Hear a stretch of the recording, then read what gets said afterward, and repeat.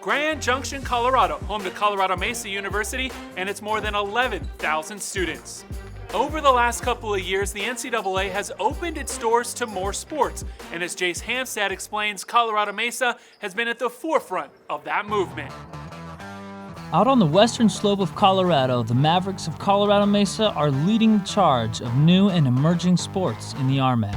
It's an exciting time. It's the beginning of what I think is going to be a really robust sport. Coach Mickey Wender heeds the women's triathlon program, while Coach Travis Mercado leads the women's wrestling program. When I started coaching college wrestling in 2013 at the women's side, there were maybe 25. We're now in 2020, and we're upwards of 70 plus programs across all divisions. As exciting as an opportunity can be for these student athletes, it does provide its own unique set of challenges. When you're recruiting a young lady, it's a lot about showing them what you've done and showing any student athlete what has the program done. Here we haven't done anything, it's because it's brand new. It's really been fun to recruit these women who are really the founding members of the sport. The emerging aspect of these sports only adds the already strenuous task of finding young women who can also compete at a high level. So if they're a good swimmer, if they can run, and they're fearless and has that ability to kind of send it, then they can be successful in track. Even recruiting now, you see some of these top girls in the nation in the high school looking at our program, interested because they've seen what we've done year one, they're seeing what we're doing year two, and in the conversations that we have, it's not just, hey, we're going to do this, it's, hey, we're taking this correct steps to go towards that goal of being a championship program. At the end of the day, the importance of allowing these athletes to compete against their peers in a fair and competitive environment will continue to move the needle for these unique programs. Giving the girls the opportunity to compete with their peers has been a tremendous. You don't see any other sport where we ask young ladies to compete against their male peers. You see it as an opportunity for them to just wrestle with other females. And I think that allows these young ladies the opportunity to try something new. For the RMAC Showcase, I'm Jace Hamstad. Thank you, Jace. Next up, a sport that has been around a long time, one of the most successful in the entire country.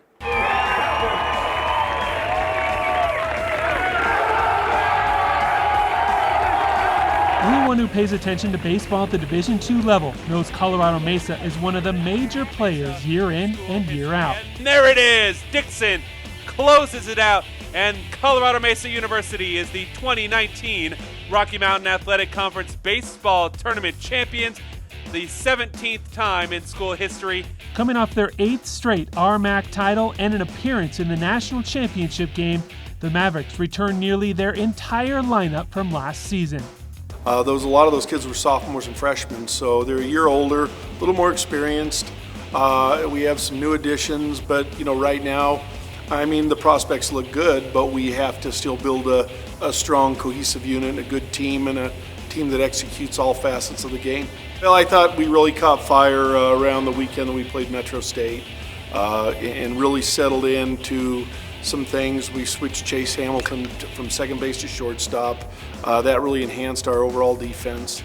And I think the kids just learned how to compete. The particular kids that continued on learned what it took to win a regional, a super regional, and then get deep into the World Series at that competition level and the level you have to play at to succeed.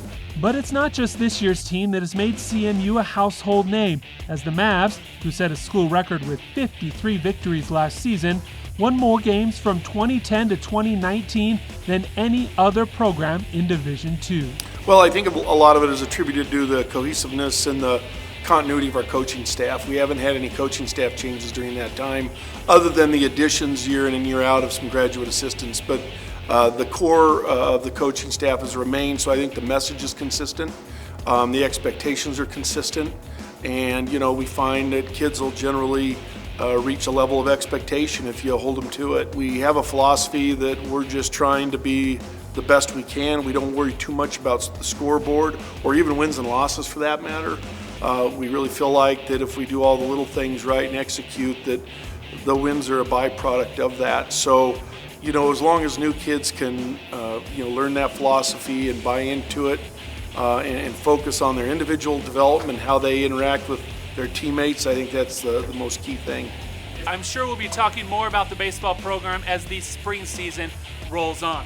Well, that brings us to our final break in this edition of the RMAC Showcase. After a quick timeout, we'll head to the track where we will be seeing double. Don't go anywhere.